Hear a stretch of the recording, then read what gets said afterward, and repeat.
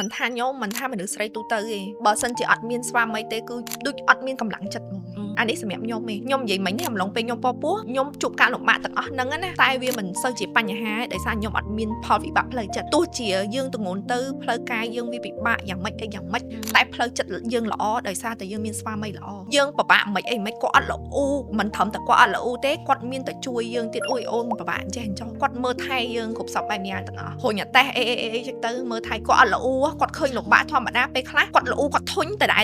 ដោយសារគាត់មិនមែនជាយើងអីចឹងណាពេលខ្លះក៏ខ្ញុំខ្លាចចិត្តគាត់ដែរតែដល់ពេលយើងមើលទៅកាយវិការរបស់គាត់ធ្វើចេញមកពីចិត្តដោយមិនមានថាអូធ្វើឲ្យតែបានឬក៏អីបាទនេះថាគាត់ធ្វើចេញពីចិត្តរបស់គាត់ចឹងក៏យើងទទួលបានអារម្មណ៍កក់ក្ដៅហ្នឹងក៏យើងមានកម្លាំងចិត្តនៅក្នុងការពោះបន្តខ្ញុំនិយាយត្រង់មកអាពេលហ្នឹងពេលខ្ញុំចាប់ដើមឈឺពោះខ្លាំងមែនតើខ្ញុំរកគាត់អត់ឃើញដោយសារអញ្ចឹងទៅនិយាយចាំនៅបន្ទប់ពេទ្យមួយគ្នាហើយខ្ញុំឈឺពោះលឿនខ្ញុំឈឺពោះតែ1ម៉ោងជាងខ្ញុំកើតពេលតែយើងឈឺហ្នឹងឈឺអារម្មណ៍តែឈឺអត់ដែរជួបហ្មងចង់និយាយខ្ញុំចង់ទ្រាំអត់បានណាម៉ាក់អីនៅជុំវិញអញ្ចឹងណាតែគ្រាន់តែគាត់ចេញពីបន្ទប់ទឹកពេលហ្នឹងគាត់ទៅបន្ទប់ទឹកគ្រាន់តែគាត់ចេញពីបន្ទប់ទឹកមកប៉ាប់អារម្មណ៍ដូចរៀងបានតោងគាត់ចេះមកដូចរៀងមានកម្លាំងប្រឹងហ្មងអញ្ចឹងខ្ញុំសម័យអត់ចាញ់ទេបើសិនជាពេលដែលខ្ញុំប្រឹងសម្រាប់កូនហ្នឹងហើយអត់មានវត្តមានប្តីនៅក្បែរគឺខ្ញុំសម័យរូបភាពហ្នឹងអត់ចាញ់ទេសម្រាប់ខ្ញុំហ្មងខ្ញុំគិតថាស្វាមីគ្រប់រូបគួរតែនៅក្បែរប្រពន្ធបើថាពេលសម្រាប់ពេលខ្លះយើងរវល់ការងារអត់ស្អីអីណាតែសំខាន់បំផុតពេលដែលសម្រាប់កូនណាគឺចាំបាច់ត្រូវមានវត្តមានស្វាមីជាកម្លាំងចិត្តពាក្យថាឆ្លងតលេនេះមួយតតែបានឆ្លងកាត់បានយើងដឹងថាវាពិបាកខ្លាំងកម្រិតណាចា